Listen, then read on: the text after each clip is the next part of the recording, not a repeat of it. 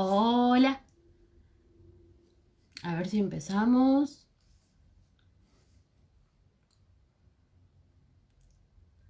No sé si ya me ven. Buenas tardes a los que están ingresando. Hola a todos. Gracias por ingresar nuevamente a un vivo de Grupo Trama. Saben que nosotros nos ponen muy contentos brindar información por este medio. Y hoy tenemos eh, el gran privilegio, ¿no? de tener a Andrés Terrile, eh, que ahora, bueno, ahora lo vamos a presentar y vamos a ver si él también se quiere presentar. Eh, pero bueno, es una persona que tiene mucho recorrido sobre inclusión, que es justamente lo que nosotros trabajamos como centro. Hola a todos los que están saludando. Así que voy a ver si ya está para poder ingresarlo. A ver. No te veo, Andrés. Todavía me parece que no. Vamos a hablar un poquito de todo con él, sobre lo que tiene que ver con su educación. Él hace tenis adaptado, así que también vamos a hablar de eso, de su trayectoria escolar, de lo que está trabajando ahora, que también vamos a ver qué es lo que está haciendo. Así que vamos a ver si yo lo puedo invitar. A ver.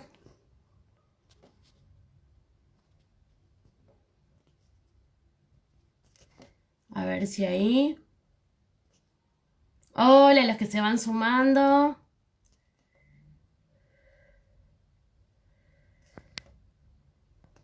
¿Ahí se pudo o no? Andrés, no te encuentro. Gracias a los que se van sumando y van saludando.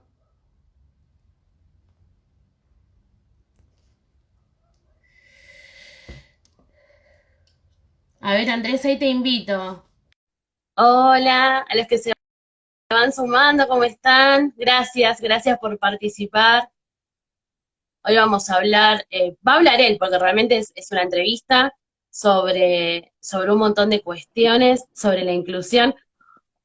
Hola, Andrés, ¿cómo estás? Bienvenido. Qué felicidad. O sea, es que no sé por qué cada vez que quería hacer un vivo, como que se me iba a otro vivo y me quería morir. ¿Viste? Íbamos al vivo de la vecina, Ah, no sé, pero no pasa nada, nos encontramos por suerte. estamos ahí. Bueno, aprovechemos, porque no siempre, Sí, sí, viste que esto nunca se sabe. ¿viste? Bueno, pero ustedes me escuchan bien. Sí, Bueno, re bien, ¿vos me escuchás bien? 10 puntos. Perfecto, yo hice una pequeña introducción Ajá. eh, y conté que hablabas de accesibilidad digital, pero obviamente ahora vos lo vas a hablar mucho mejor, Lo más, que trabajás como productor de radio. ¿Cómo? no, lo más importante, ¿me ven bien? Porque ahí sí no te Sí, voy a ayudar. no, sí, sí, te vemos todos bien, Bueno, perfecto. muy bien, Podemos seguir. estás encuadrado, todo espectacular. Muy bien, funciona. Así que podés hablar todo lo que quieras, yo estoy acá para escucharte, te voy a preguntar algunas cositas, pero obviamente queremos escucharte a vos. Y nada, quise hacer esta pequeña introducción, pero me gustaría también que vos puedas presentarte. Bueno, mi nombre es Andrés Terrile. Eh, yo nací en la ciudad, en la provincia de Formosa, en Formosa capital. Hice, Ujú. hice en esa provincia, en esa ciudad, la escuela primaria y la escuela secundaria. Nací en el año 89. Esto también es importante porque creo que en 32 años Sí, tal cual. pasaron un montón de cosas respecto de lo que vamos a hablar hoy y entonces es importante contextualizar tiempo y espacio.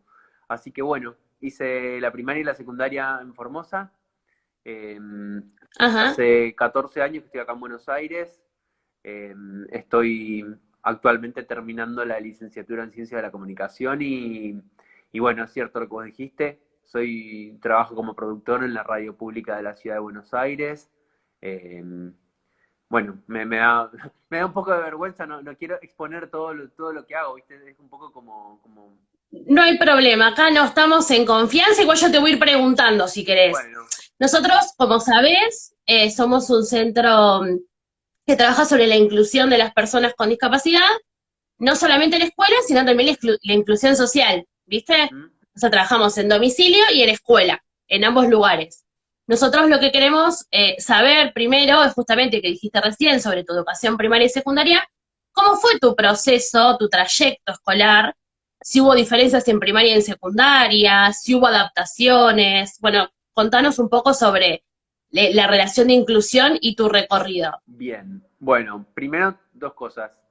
Una, interrumpime o interrumpan cuando quieran porque no voy a ver el chat, así que bueno, ahí vos Sí, obvio. dejo designada como moderadora y entrevistadora oficial. Gracias. Y segundo, sí a todo, lastimosamente sí a todo, porque tuvimos que hacer todo eso que vos me preguntaste, sí. Eh, Ajá. bueno, yo empecé la primaria en la escuela pública, en la escuela número 3, en una escuela pública, pero la verdad es que era todo un tema, Ujú. porque cada vez que yo iba a empezar la escuela, un grado nuevo, teníamos que ver si la maestra me aceptaba, si se podía hacer cargo de mí. Digamos, ahora suena raro porque no sé cómo se llevan las madres y los padres con eso, pero en Formosa había que hacer esa pregunta, como contar con el apoyo de la maestra, que era una especie de gesto de buena voluntad, o sea, no es que había un derecho que nos amparara.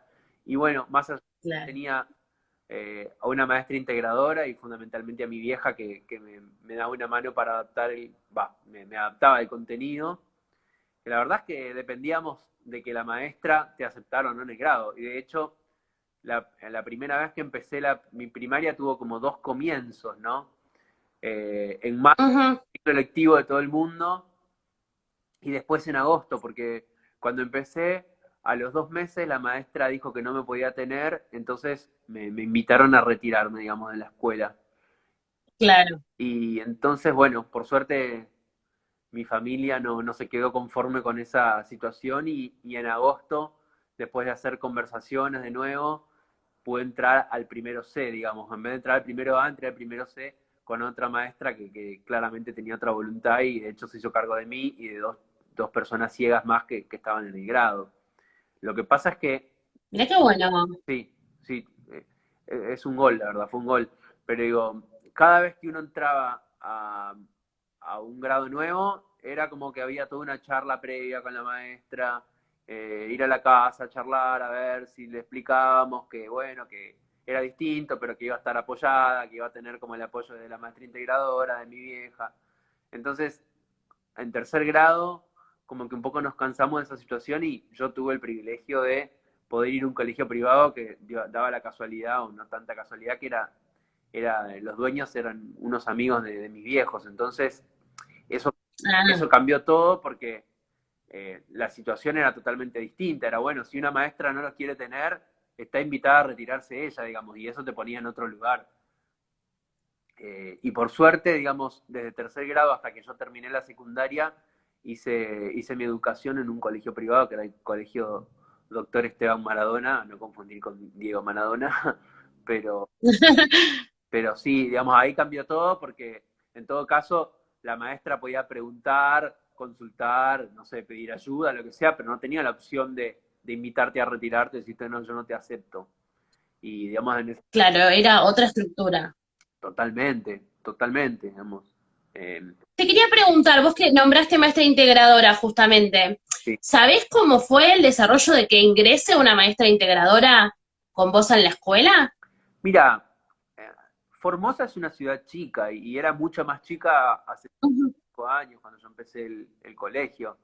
Entonces, la verdad no sé cómo fue burocráticamente el proceso, pero en general es como que vos hablabas con la maestra de grado y le explicabas que la maestra integradora iba a venir 2, 3 veces por semana a dar apoyo, digamos, a preparar material y demás, y un poco ya estaba resuelto. Yo no sé cómo se manejan acá, pero allá era como muy Claro, el año 95, imagínate, era todo muy medio de palabra, ¿no? Después incluso ya sí, la maestra integradora no vino más y en realidad quedó mi mamá como maestra integradora, ¿no? O sea, era Claro. la que me preparaba todo el material en casa, la que traducía las cosas que yo escribía en braille, porque bueno, también en ese momento eh, no estaba culturalmente aceptado, culturalmente todavía insertado el tema de usar una notebook. Después, bueno, cambió todo, pero en el año 95 hasta el 2006, que yo terminé, digamos, lo que era el tercero del polimodal, la verdad es que me manejé en braille.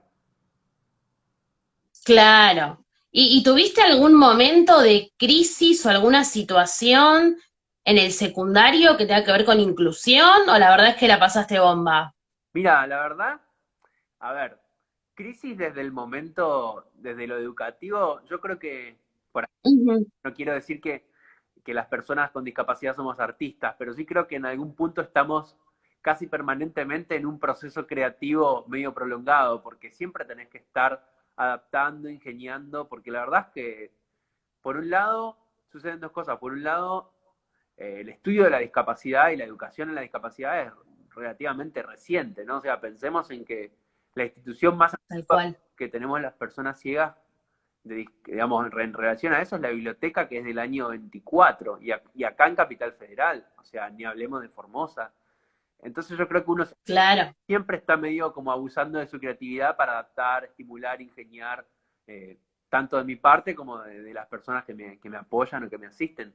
Ahora, desde el lado, digamos, de inserción social en el grado, no, la verdad que siempre la pasé genial y de hecho, gracias a que creo que me ayudó que Formosa era una ciudad chica, siempre, digamos, estuve Ujú. como muy rodeado de amigos, salía con ellos y nunca tuve problemas en ese sentido. La verdad, en ese aspecto yo creo que la pasé genial y que ayudó un poco el tamaño de la ciudad, la tranquilidad con que uno podía manejarse.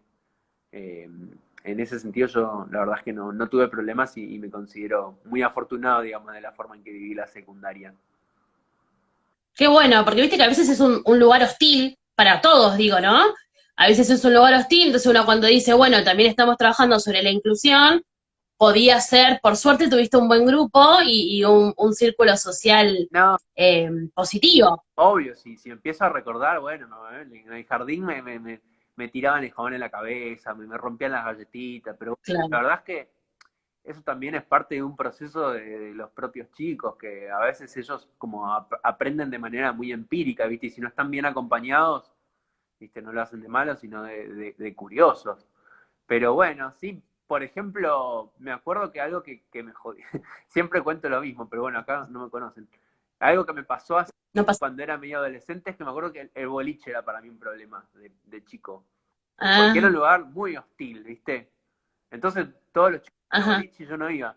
Y ahí medio que fue por eso que empecé a tomar, porque era como una excusa, ¿viste? Para no bailar mucho, porque me daba vergüenza, entonces siempre tenía un vaso de cerveza en la mano, entonces era una excusa de movilidad y si eras medio ridículo y bueno, ¿viste? También se lo podías meter a la cerveza también. Entonces como que, Claro, era una buena y estrategia. claro, si te tengo que hablar de algún tipo de crisis, creo que esa fue la mayor crisis social que tuve, ¿viste? Pero también eh, yo después cuando vine acá a Buenos Aires me di cuenta y me sirvió que acá es como que sos un poco más anónimo, ¿viste? Y sumaba que cuando vas creciendo te volvés un poco más seguro de vos mismo y el anonimato también te Sí. ayuda, es como que todo eso en sí cambió, pero si te tengo que hablar de algún momento de que yo haya un poco sufrido, o que me haya sentido como distinto o complicado, era una especie de autoexclusión que hice yo de mí mismo, un poco de la fiesta de aquí, de los Claro. boliches. Después terminé yendo, ¿viste? Pero como que si te Qué algo que a bueno. mí me costó en esa época de escolarización fue por ahí eso.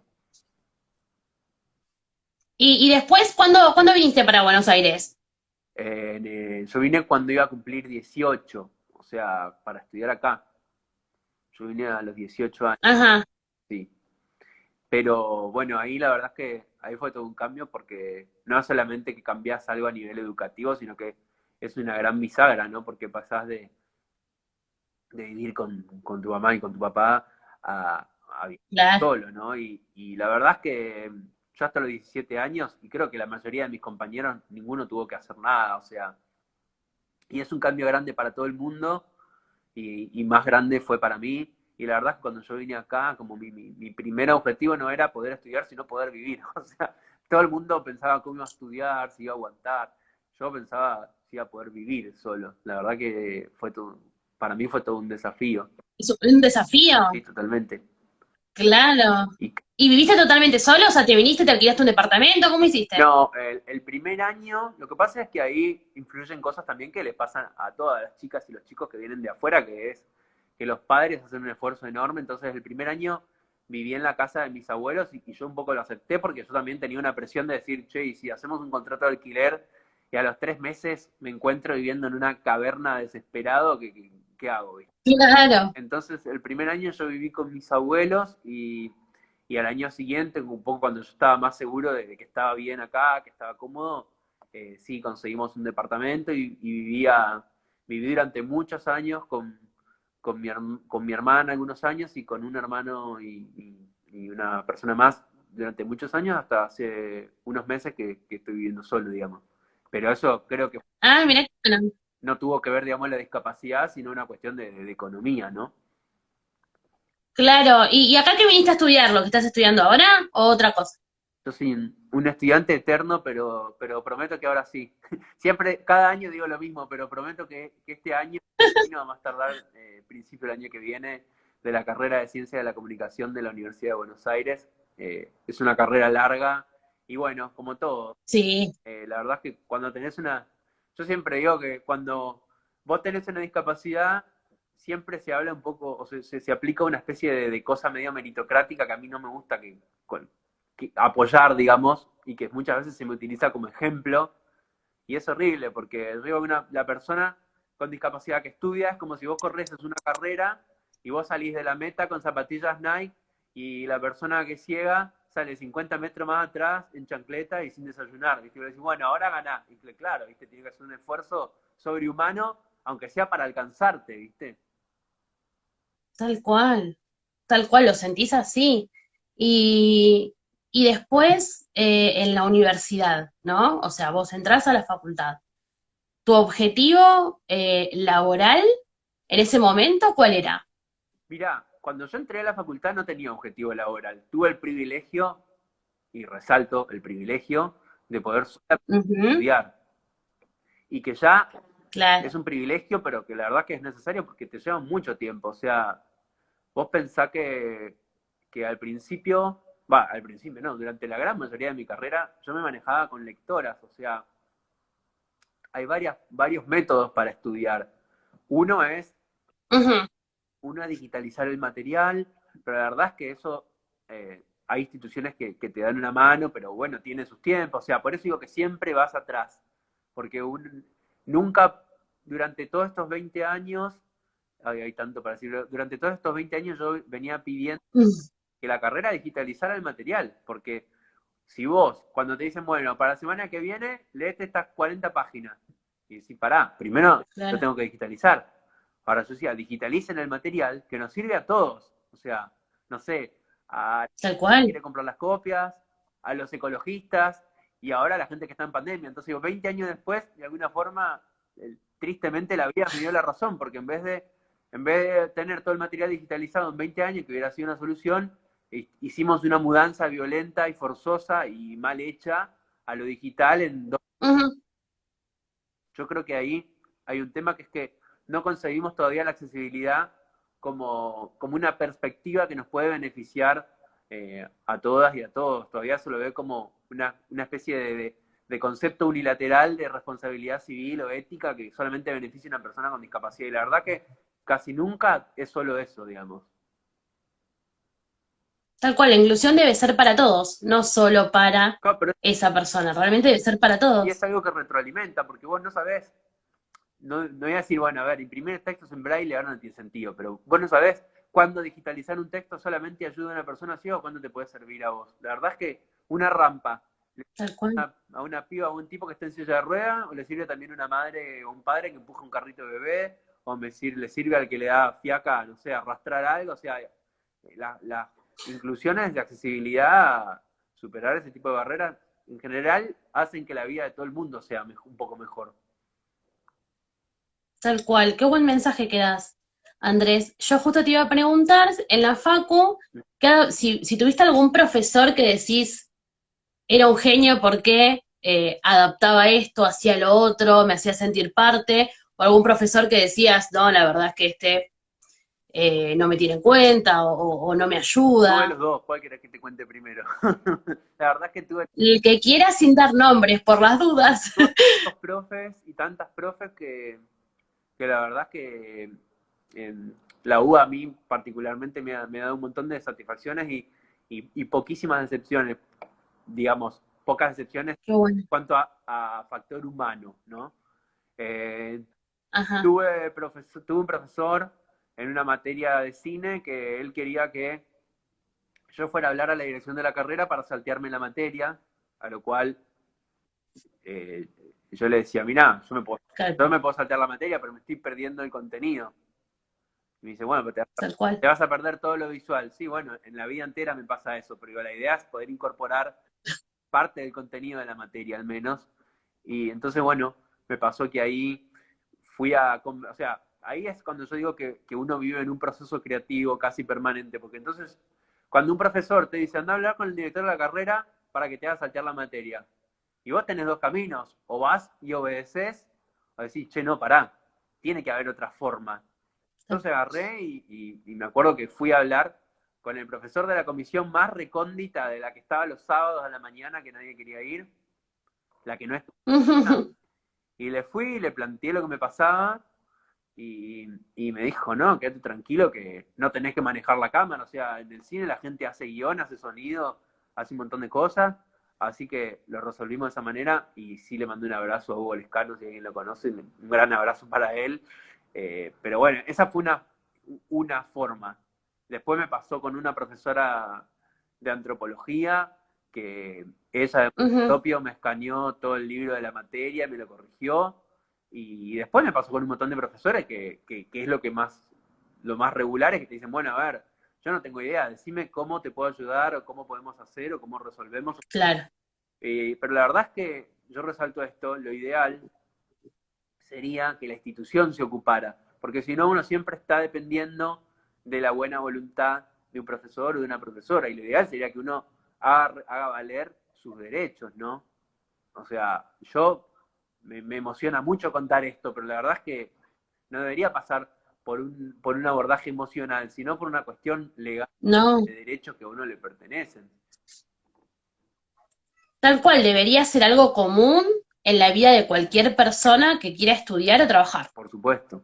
No, no tiene que ver con la situación de cada uno en particular, sino tendría que ser algo general. Exacto, Y es a lo que apuntamos, ¿no? Lo que trabajamos en inclusión, justamente. claro, exactamente. Y nada, estuve leyendo y viendo videos tuyos, muchos, y me encanta cuando hablas, y estoy hablando con gente también conocida tuya, eh, y quería que me cuentes un poco sobre el tenis adaptado. El tenis ciego, Nos vamos de educación un poquito. y el tenis ciego, la verdad es que yo lo empecé de casualidad.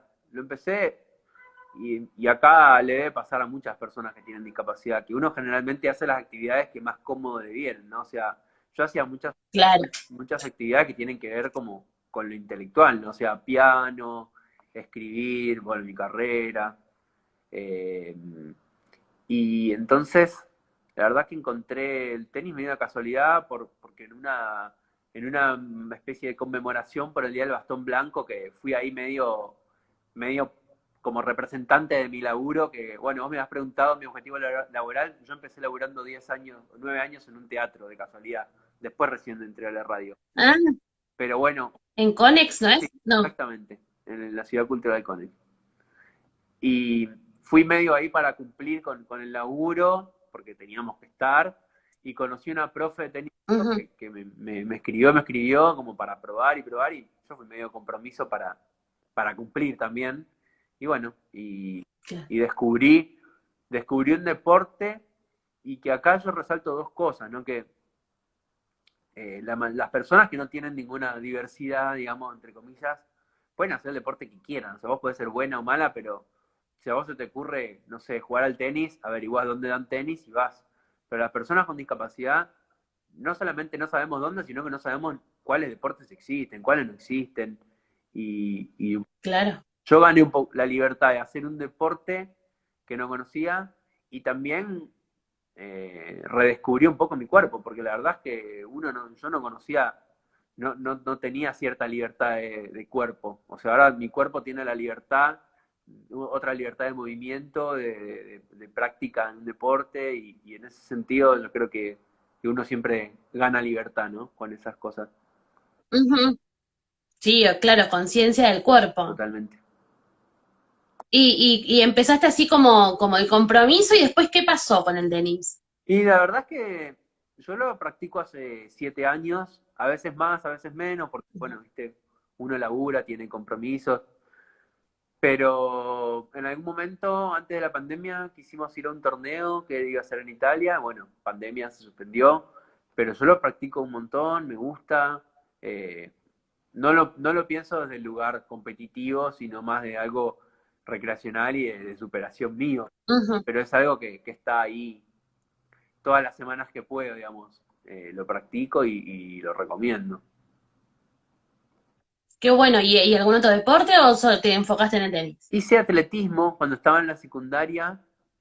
Hice Ajá, atletismo, bueno, tuve varias medallas, pero yo iba más que nada porque me gustaba viajar, ¿viste?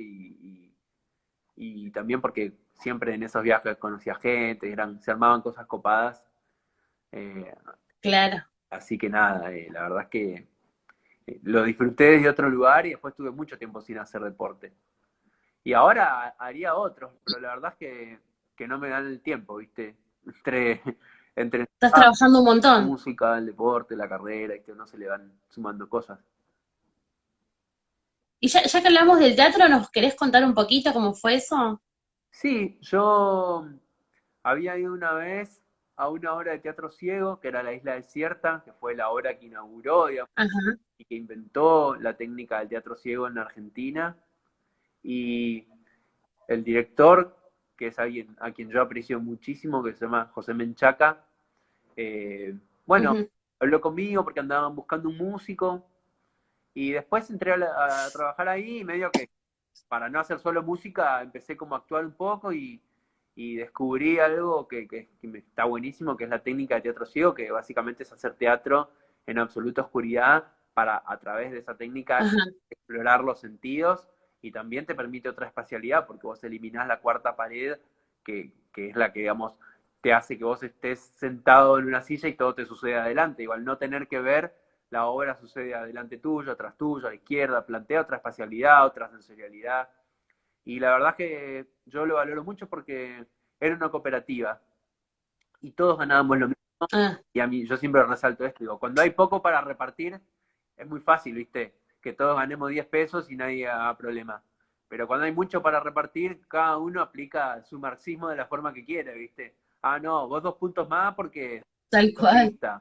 Yo 1 punto más porque soy el director, digo, y en ese sentido, la verdad es que siempre ganamos todos lo mismo y a mí me pareció un recontra gesto, digo, y había, aparte era un grupo súper inclusivo donde había personas con discapacidad, eh, personas que no la tenían, teníamos un Ujú. compañero que es un hombre de 84 años, que para mí fue un honor laburar con él, o sea, un placer laburar con él, y la verdad que yo me aprendí un montón con ese trabajo. Bueno, ¿Mucho tiempo estuviste? fuimos mucho. ¿Cómo? Mucho tiempo estuviste. Y 8 años. Un Sí, montón. viajamos mucho, llegamos a ir a Miami, o sea, que vos Qué lindo. puedas hacer una obra de teatro fuera de Argentina y que te aplaudan en otro país, para mí es algo, es un privilegio. O sea, ya el artista tiene el privilegio de ser aplaudido, porque digo, uno sale no sé, del call center y nadie te aplaude si atendiste bien, pero el artista tiene ese privilegio, Claro, y que te aplaudan fuera de tu país siempre suma. tal cual. Qué hermosa. Además, qué hermosa sensación. ¿Y ahora, en la actualidad, Ahora, qué es lo que estás logrando? y ahora en la actualidad estoy tratando de lograr recibirme, que bueno, Sí. me quedan 2 materias libres que yo quiero pensar que las voy a terminar ahora a fin de año. Y seguramente. después, bueno, estoy como productor ahí en la radio, ese es como mi trabajo Ujú, estable. Y hace un par de meses no, hace un par de años, perdón, vengo trabajando también con una consultora que se llama Libertate, que trabaja todo este ujú. producción y con dos compañeras mías, fundamentalmente Cecilia y Ivana, que les mando un abrazo también. Ellas me están capacitando y yo un poco aprendiendo con ellas y de ellas todo lo que tiene que ver con la accesibilidad digital, ¿no? Que ahora en pandemia está tan en auge. Justamente te iba a preguntar de eso. ¿Nos querés contar cómo empezó? ¿Cuál es el objetivo justamente? ¿Cuáles serían las estrategias para hacerlo? Bueno, el objetivo fundamental, ya sea porque una empresa te contrate o por la razón que sea, es eliminar las barreras que las personas con discapacidad tenemos al momento de acceder a cualquier contenido digital. Eso quiere decir una página, una aplicación, una foto, no sé, porque las personas ciegas también usamos Instagram o las personas sordas necesitan Tal cual. subtítulos. Y eso ahora en la pandemia tiene un protagonismo mayor, o sea, yo siempre doy el ejemplo, bueno, el ejemplo que te di antes es uno, el de la facultad. Ujú, Si la digitalización se hubiera hecho con tiempo durante muchos años, la situación hubiera sido otra. En lugar de estar tal cual. todas las trompadas, viste, con un JPG que después no lo podés leer. Eso por un lado. Y por otro lado, también lo que, lo que hacemos es, digo, quedó de relieve porque, por ejemplo, yo antes cobraba el sueldo de mi laburo por ventanilla. Y ahora Ah, claro. Y ahora con la pandemia, un montón de gente que antes no podía acceder a cierta página, a cierto contenido o a cierta operación, decían, bueno, ya fue, viste, como yo, voy por ventanilla. Con la pandemia todo eso cambió, entonces queda más de relieve en las barreras que estaban ya antes explicitadas. Entonces, bueno, algo que hacemos es, por ejemplo, bueno, si nos contratan, ver de qué forma, no sé, una persona ciega puede operacionalizar un botón al que no puede acceder porque, no sé, porque por programación el lector de pantalla no lo lee, por ejemplo. Por darte un ejemplo, Claro. yo no podía cobrar mi sueldo en el banco y bueno, escribí un mail al banco, les comenté lo que pasaba y bueno, en la actualización se solucionó, pero digo, quizás con una solución de programación lográs que la persona que está en la ventanilla no tenga que atenderte, que el de seguridad no tenga que acompañarte digamos, ganamos todos, ¿no? Y yo puedo manejar mi plata desde mi casa, no tengo que ir al banco, Claro. Claro, y además esto con el confinamiento es donde más se pudo ver esta situación. totalmente. Yo vi una entrevista tuya que me encantó en un momento que hablaste de Mercado Libre, de cómo voy a hacer para comprar, ¿no? También. O sea, esto va para todo. Digo, una persona que quiere, no sé, pedirse una docena de empanadas por Rappi, tiene que poder hacer el pedido, elegir los gustos, elegir el método de pago. Y por más sonso que parezcan, a veces hay un botón que porque está mal etiquetado no lo podés usar y eso te traba todo el proceso. Y es una estupidez que es un error de información que el programador no conoce y nada más. Eh, y eso en la pandemia quedó muy visible. Claro, es como quitarle la autonomía que uno debería tener, o sea, que no se debería ni pensar, Que a su ¿no? vez la empresa está perdiendo mercado. Hablamos de barreras digitales, pueden ser personas ciegas que no pueden apretar un botón, o personas sordas que, no sé, por alguna razón no pueden acceder a un contenido que les permite hacer la compra, o pueden ser personas mayores que tienen un problema cognitivo, o podés ser vos que estás, no sé, con el celular en el medio del campo y no tenés 4G y la página es muy pesada. Entonces, la accesibilidad, volvemos a lo que te planteaba antes, que está tomada solamente desde el punto de vista de la discapacidad y no siempre es así. Digo, hay un montón de mercados que las empresas se dieron cuenta que perdían, ya sea por barreras digitales concernientes a la discapacidad o a las personas mayores o a la infraestructura de la red del país que quedó en evidencia que era malísima, ¿no? Claro, justamente por eso te iba a preguntar, vos qué consejo darías, nosotros obviamente trabajamos más también en educación, ¿qué consejos darías a las personas que en este momento están compartiendo con nosotros? sobre justamente la inclusión con personas con ceguera. A ver, depende, voy a tratar de dar consejos generales, de última, después podemos profundizar. Sí. Primero que más allá de lo que pueda hacer la escuela o cualquier institución a la que esté escolarizado, integrado o incluido una persona, el actor Ujú, que nunca puede faltar es la familia. O sea, eso para mí es fundamental, en todo sentido, tal cual. proceso creativo, como proceso de apoyo, como proceso de inserción, de lo que sea, tiene que estar la familia atrás. Después, que hoy tenemos acceso a un montón de posibilidades de búsqueda que no teníamos antes. O sea, lo primero que podemos hacer cuando no sabemos algo es preguntar. Y esa pregunta Ujú, puede ser a un especialista o puede ser googleándola. Entonces, siempre estar en movimiento. Y nunca decir que no de antemano o no se va a poder, porque la verdad es que yo creo que desde mi experiencia subjetiva de persona ciega, nunca sabes qué podés y qué no podés hacer. O sea, yo la verdad tengo un amigo que es ciego y el tipo hace asado. Yo no sé cómo hace, pero bueno, él lo pudo hacer, le encontró la vuelta qué genio. y encontró su ingenio para hacer un asado. Entonces, la verdad es que cuando uno dice, no, no se va a poder, no puedo, y primero agotar todas las posibilidades de búsqueda de ingenio, de consulta, porque siempre, casi siempre, hay una forma o una adaptación o una alternativa.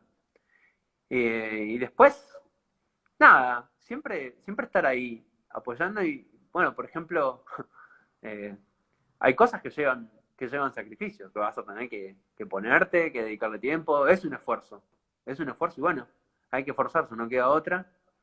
Y no sé, yo por ejemplo siempre les pido a mis amigas, a mis amigos que, por ejemplo, cuando etiquetan una foto en las redes sociales, que le pongan texto alternativo, o sea, compromiso. Yo creo que Ah, claro. todo todo podría resumirse en una visión general, en una perspectiva general, que es el compromiso y la garra, ¿viste? De ahí sale todo lo demás. Y ya que estás estudiando, bueno, que ya está, ya estamos casi en la recta final, sobre comunicación, ¿te gustaría hacer algo en lo que tiene que ver con las redes sociales, en el hecho de esta accesibilidad que decís, como en páginas web, que también pasen en las redes sociales, como adaptarlas? ¿Te gustaría como ir por ese lado?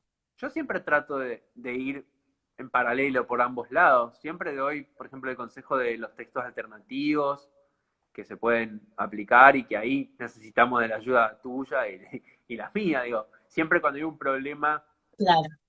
un problema de funcionamiento, lo que sea, yo trato de reportarlo. Y de hecho yo creo que las empresas en general ahora están dedicando un poco más de energía a la accesibilidad, porque Sí. se dieron cuenta que una mejor accesibilidad también hace que su aplicación funcione mejor en general. Generalmente cuando hay un problema de accesibilidad eh, y vos lo solucionás, mejora el funcionamiento general de la aplicación o de la página. Pero después, no sé, bueno, yo creo que hay una exagerada tendencia a lo visual, que bueno, ya no depende, digamos, Sí. de la empresa, sino de nuestra filosofía. Celebro que ahora el podcast está en auge, ¿viste? Porque me siento un poco más integrado. Como así, bueno, esto lo... Claro, tal cual. Tal cual, porque ahora el podcast podés como casi todo lo que tiene que ver con la tele y con la radio, está. Pero, por ejemplo, ahora Netflix, en sus producciones argentinas y las españolas, Ajá. está poniendo audiodescripción y eso capaz que hace 10 años no lo pensaba. No, Bueno, ya fue, miro la serie, entiendo lo que puedo, me imagino lo otro y dedujo lo otro. Y en ese sentido se están haciendo cosas y siempre es bueno. O sea, yo creo que así como te decía antes lo del compromiso, creo que ese compromiso también, digamos, debería hacer partícipe, no a la comunidad sorda, a la comunidad ciega y a cada uno, sino de una manera colectiva en decir, no me todos. pasa nada, pero la verdad que si hago un contenido estaría buenísimo ponerle audiodescripción, subtítulos, digo, en general hace, y repito, y uno nunca sabe si así como surgió el podcast, No. no sé, no te pinta a vos ir en el auto escuchando La Casa de Papel con audiodescripción. Hoy suena medio absurdo, pero la verdad que el podcast hace 10 años también era medio absurdo, ¿no? Y está, y hoy está. Igual sería genial. Y bueno, ahí ves, nunca se sabe. ¿Y vos qué crees? Obviamente de tu perspectiva, ¿por qué ocurrió este cambio? ¿Qué pasó en la sociedad que hubo este cambio? La verdad es que son muchos años, pero realmente no son tantos, digo, ¿no? Desde cuando no había nada de accesibilidad, ahora que estamos empezando. Em, la verdad, yo creo que ayudó mucho el avance de la tecnología. Siempre, Ajá. o sea, vos pensás que hace 25 años vos ibas a la 11, o sea, yo me acuerdo que mi tía, tenía una tía que viajaba y me traía siempre de España las últimas cosas que había para personas ciegas de la 11, que es como la organización más importante en el mundo de personas ciegas. Entonces me traía, no sé, la calculadora parlante, el despertador parlante, el ábaco, la caja aritmética para estudiar matemáticas, el ajedrez en braille. Y hoy vas a la 11 y lo único que tenés es un celular, porque todo eso se trasladó a aplicaciones. O sea, capaz que antes vos comprabas un colorímetro, que era un aparatito que apuntabas a la ropa y te decía, no sé, rojo oscuro, rojo claro. Y hoy Ah, eso mira. va a una aplicación que apuntás con la cámara y un montón de cosas que antes tenían un desarrollo de físico, de hardware, se trasladaron al software nada más, digamos. Y creo que incorporar todo eso a los productos que ya salen en serie para todo el mundo es mucho más sencillo que estar desarrollando en paralelo para personas con discapacidad, que siempre vas un poco más atrás. Digo, también pasa ahora, pero pasa mucho menos. Y después yo creo que, bueno, Claro. que aunque yo creo y sostengo que es más en el plano de lo discursivo que de lo práctico, creo que la sociedad en general, aunque sea de a poco, va tomando en cuenta de que todos somos distintos y de que pensar para todos está más bueno, digo. Todavía falta un montón, obvio, no quiero así tirar que ya Sí, está, estamos ahí en proceso, estamos mejor que ayer pero y vamos a ir mejorando día a día, por lo básicamente. menos Así es. empieza a visibilizar un poco más, ¿no? Claro, tal cual, justamente. Pero siempre ir por más y vos lo estás haciendo. Estás trabajando justamente para eso. Y la verdad es que a mí, yo me quedaría horas hablando con vos porque vi un montón de videos y me encantaron. Por eso pedí entrevistarte y me encantó. Eh, Quería como último, para ya estar, ya no molestarte más, es si querés dejarle algún mensaje a la gente que nos está viendo. Vos pensás que la gente que sigue Grupo Trama trabaja justamente en inclusión. ¿Algún mensaje que nos quieras dejar, alguna enseñanza, eh, algún consejo o solamente contar algo de vos que nos ayude a nosotros a pensar un poquito más sobre la inclusión? Eh, mira, no sé, algo que se me ocurre, primero es que siempre pregunten, porque todavía, yo creo que muy arraigado esa cosa de lo políticamente correcto y un montón de cosas que no Ajá. sabemos porque no preguntamos. O sea, para mí la peor pregunta es siempre la que no se hace. O sea, para mí es un halago que el resto quiera saber de mi condición. Entonces yo diría que primero siempre pregunten y después que no se queden con una sola opinión.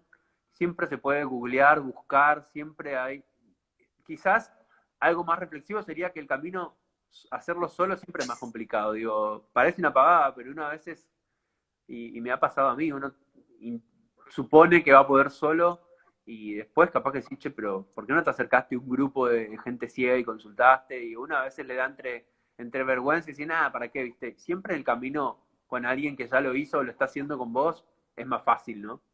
Eso por un lado. Y, y después, no sé, otra cosa que a mí me pasa es que todavía recibo un montón de comentarios, o sea, cada tanto aparecen de no, qué desgracia, eh, qué garrón, Mm, qué lástima, eh, yo te admiro porque todo el esfuerzo, y decir, la lástima posta nunca ayuda, o sea, no.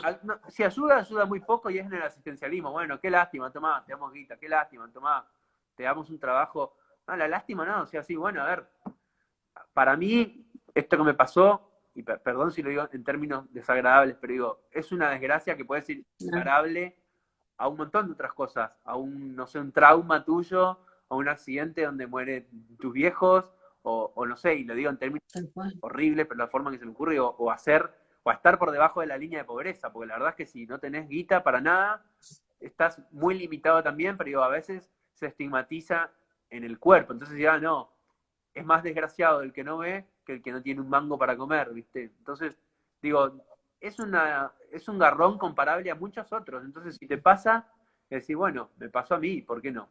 Y decís, bueno, podemos tener momentos muy felices también, digo, porque todavía yo siento Obvio. esa visión. Y cuando decimos, que a mí esta parte me toca mucho, veces, no, sos un genio, en realidad eso lo que desnuda es que la vida te cuesta un montón en un montón de cosas, porque a veces te dicen, sos un genio porque marcás por teléfono, porque lográs subir por ascensor, entonces si soy un genio para hacer esta pavada, quiere decir que vos te estás dando cuenta que estas pavadas cuestan un montón y estamos desnudando un problema. Digo, siempre, repito, el compromiso es para mí la base, digamos, y el compromiso implica también un esfuerzo, porque a veces digo, es como, no, porque ustedes tienen que lograr, y también depende de vos. A mí, y perdón que me extiendo, pero una frase que a mí me choca mucho, No, no, no. trato de sacarla cuando dicen, no, porque tu mundo de acá, tu mundo de allá. No, o sea, el mundo es el de todos. Háblame de tu realidad, vaya y pase, pero todavía está mucho no, porque en el mundo de ustedes, o antes que a mí por ahí me decían, ah, yo tengo una prima ciega para presentarte. Y sí, bueno, pará, yo no estoy en un mundo paralelo al tuyo, o sea, el No. problema en algún punto es también tuyo. O sea, y bueno, compromiso. Claro, ¿por qué me estás dividiendo si realmente estamos todos juntos? No me mandes como a mi mundo y vos pasás a hacer turismo social una vez cada tanto, ¿viste? Pero bueno, Tal cual. no sé, eso podría decir. Muchas gracias, Andrés. ¿Te puedo preguntar cómo anda el corazoncito? No tiene nada que ver, pero quería saber. De chusma nomás. Sí, sí, estoy con alguien hace muchos años, pero bueno, todavía no lo podemos blanquear. Ya después. Ah, está muy bien.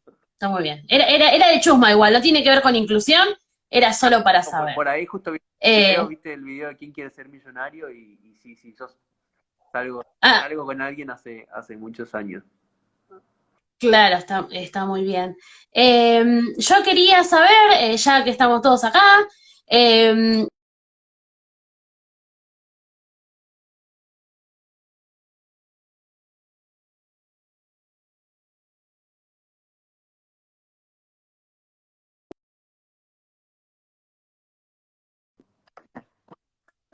Ahí estás. Bueno, decime. se me fue internet. Claro, ya está. Eh,